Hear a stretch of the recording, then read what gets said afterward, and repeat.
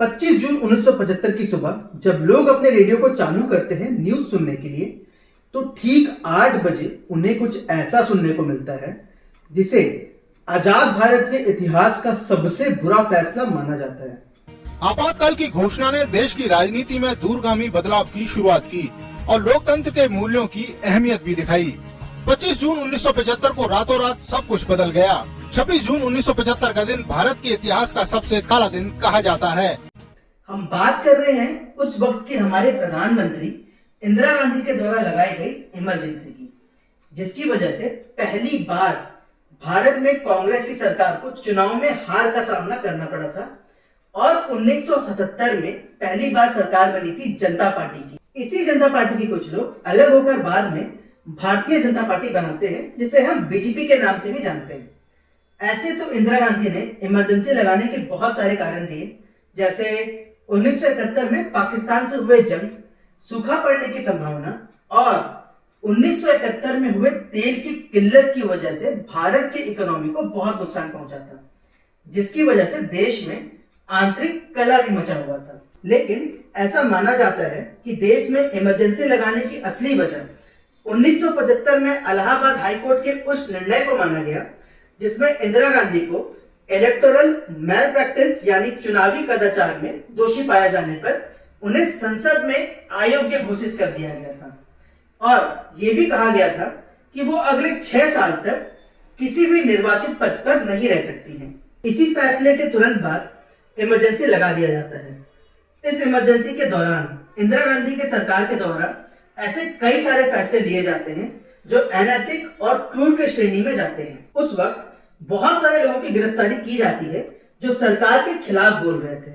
ऐसे लोग जो किसी भी तरह से विपक्षी पार्टियों से जुड़े हुए थे, उन्हें गिरफ्तार किया जाता है और उनसे उनके गिरफ्तारी को न्यायालय में चुनौती देने के अधिकार को भी छीन लिया जाता है।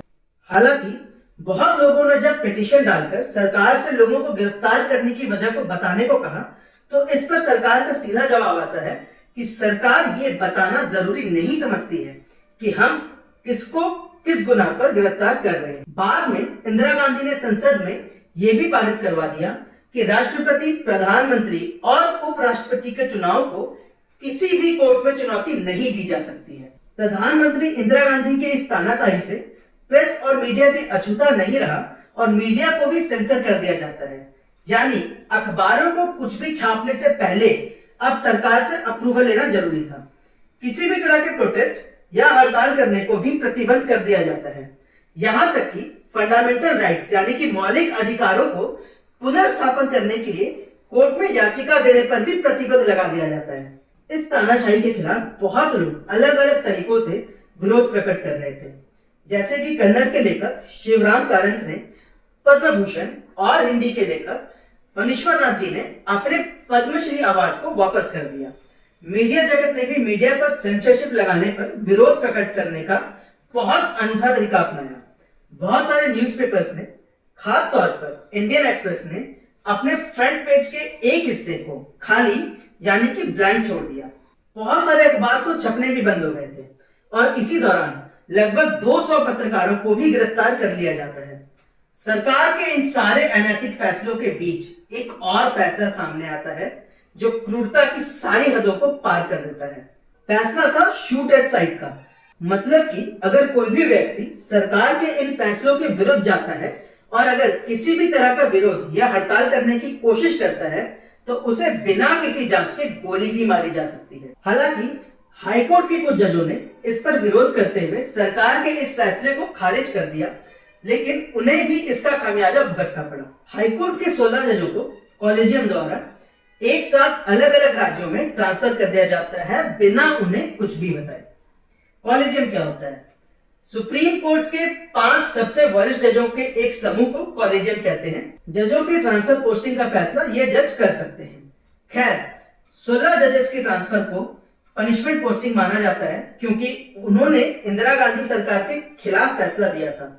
ये आजाद भारत के इतिहास की पहली घटना थी जब सरकार पर न्याय तंत्र में दखल अंदाजी करने के आरोप लगे। हालांकि गुजरात हाईकोर्ट के जस्टिस संकल चंद हिम्मतलाल शेठ ने अपने इस ट्रांसफर को चैलेंज किया, जिसकी वजह से 44 और जजों के भी ट्रांसफर को तुरंत रोक दिया गया। इसके बाद जैसा कि हमने पहले भी बताया था कि 1977 के चुनाव में पहली बार कांग्रेस को हार का सामना करना पड़ा और आजाद भारत में पहली बार जनता पार्टी सत्ता में आती है और देश के प्रधानमंत्री श्री मोरारजी देसाई जी चुने जाते हैं। अब सवाल आता है कि आज हम आपको इमरजेंसी और ये जजों के ट्रांसफर पोस्टिंग के बारे में क्यों बता रहे हैं, क्योंकि आज 48 साल बाद एक बार फिर सरकार पर न्यायिक तंत्र में दखल देने के आरोप लगे हैं। दरअसल 21 और 22 नवंबर को 2 हाई कोर्ट के जज का विदाई समारोह यानी कि फेयरवेल होता है। नियम के अनुसार विदाई समारोह में जज साहब को फेयरवेल स्पीच देना रहता है, जिसमें कोर्ट के वरिष्ठ वकील और कोर्ट में काम करने वाले लोग भी शामिल रहते हैं। इसी विदाई समारोह में दोनों जज कुछ ऐसा बोलते हैं जिससे सर्वोच्च न्यायालय यानी कि सुप्रीम कोर्ट के न्यायिक प्रक्रियाओं पर सवालिया निशान लगता है। 22 नवंबर को इलाहाबाद हाई कोर्ट के चीफ जस्टिस प्रीतंकर दिवाकर जी का फेयरवेल था और उसी फेयरवेल में अपने स्पीच के दौरान प्रीतंकर दिवाकर ने 2018 में सुप्रीम कोर्ट के chief justice of India Deepak Mishra पर प्रताड़ना की भावना रखते हुए प्रीतंकर दिवाकर जी का ट्रांसफर इलाहाबाद हाई कोर्ट करने का आरोप लगाया। प्रीतंकर दिवाकर के शब्दों के अनुसार अक्टूबर 2018 तक वे छत्तीसगढ़ हाई कोर्ट में एज अ जज अपना पदभार संभाले हुए थे और इसी बीच कुछ ऐसी घटनाएं हुई जिसके बारे में उन्हें मालूम भी नहीं है और उन्हें प्रताड़ित करने के लिए उनका ट्रांसफर इलाहाबाद हाई कोर्ट कर दिया जाता है। हालांकि फरवरी 2023 में चीफ जस्टिस ऑफ इलाहाबाद नियुक्त करने पर प्रीतंकर दिवाकर ने उस वक्त के chief justice of India Shri DY Chandrachud का शुक्रिया भी किया। प्रीतंकर दिवाकर के बाद 22 नवंबर को ही एक और जज का बयान सामने आता है। बयान था मेघालय हाईकोर्ट के पूर्व चीफ जस्टिस संजीव बनर्जी का। संजीव बनर्जी का भी ट्रांसफर 2021 में मद्रास हाईकोर्ट से मेघालय हाईकोर्ट कर दिया जाता है।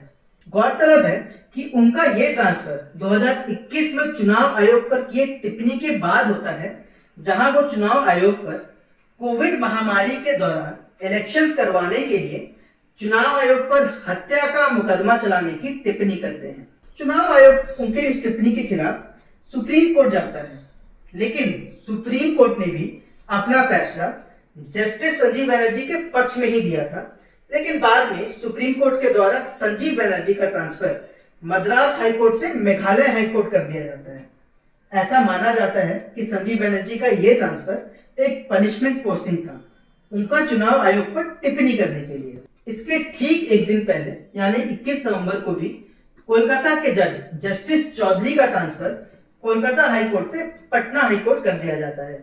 जस्टिस चौधरी को भी कोलकाता हाईकोर्ट से फेयरवेल दिया जाता है, जहां जस्टिस चौधरी अपने फेयरवेल स्पीच में बताते हैं कि इमरजेंसी में जैसे 16 जजों का एक साथ ट्रांसफर कर दिया गया था, ठीक वैसे ही आज 48 साल बाद 24 जजों का ट्रांसफर किया जा रहा है। जस्टिस चौधरी के इस बात से अनुमान लगाया जा रहा है कि उनका भी इशारा सरकार का न्यायिक कार्यशैली में दखल अंदाजी से था। देखिए, उच्च न्यायालयों के जजों का इस प्रकार सुप्रीम कोर्ट के कॉलेजियम पर टिप्पणी करना निराशाजनक है।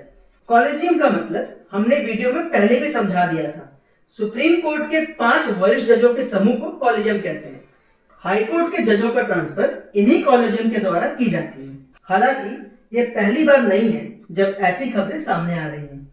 इससे पहले भी साल 2018 में सुप्रीम कोर्ट के 4 सीनियर जज justice Kurian Joseph, justice Chelameswar, justice Ranjan Gogoi और justice Madan B Lokur press conference करके उस वक्त के chief justice of India Deepak Mishra के काम करने के तरीकों पर सवाल उठाते हैं। जस्टिस चेलामेश्वर कहते हैं, हम चारों जजेस chief justice of India Deepak Mishra से संस्था के हित में अपने काम करने के तरीकों को सुधारने के लिए कह रहे थे और उसको ठीक करने की कोशिश भी की, लेकिन इससे कोई फायदा नहीं हुआ। इसलिए हम ये प्रेस कॉन्फ्रेंस करके देश के सामने अपनी बात रख रहे हैं, ताकि आज से 20 साल बाद देश हमें ये ना बोले कि हमने अपनी आत्मा बेची। इससे पहले भी 2016 में जस्टिस के.एम. जोसेफ का ट्रांसफर उत्तराखंड हाईकोर्ट से आंध्र प्रदेश हाईकोर्ट में कर दिया जाता है। ज्ञात हो कि उनका यह ट्रांसफर ठीक उनके इस फैसले के बाद आता है जब वो 2016 में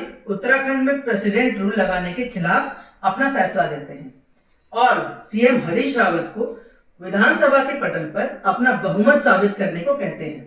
फिर जस्टिस के.एम. जोसेफ का ट्रांसफर हो जाता है, जिस पर उस वक्त देश में बवाल भी होता है और जस्टिस जोसेफ के इस ट्रांसफर को पनिशमेंट पोस्टिंग माना जाता है। देखिए, अगर सरकार के देश के जुडिशरी में दखलंदाजी देने के आरोप थोड़े से भी सही होते हैं तो ये देश के लोकतंत्र के लिए बहुत ही खतरनाक साबित हो सकता है। अगर न्याय देने वाले ही असहाय महसूस करें तो आप, हम या किसी भी आम आदमी का न्यायालय पर भरोसा करना मुश्किल हो जाएगा। आज के इस वीडियो में इतना ही। पहले 3 वीडियो में अपना प्यार देने के लिए बहुत बहुत धन्यवाद। अगर आपको ये वीडियो पसंद आई हो तो वीडियो को लाइक जरूर कर दें और अगर ना भी आई हो तो अपनी राय हमें कमेंट बॉक्स में दें। बाकी आपके लिए ऐसे इंफॉर्मेटिव वीडियोस बनाने में बहुत मेहनत लगती है, तो हमें सपोर्ट करने के लिए हमारे चैनल को सब्सक्राइब जरूर कर दीजिएगा, जिससे हमें आपके लिए ऐसे ही वीडियोस लाते रहने की हिम्मत मिलती रहे। ये वीडियो आप अपने दोस्तों में शेयर करके भी हमें सपोर्ट कर सकते हैं। धन्यवाद।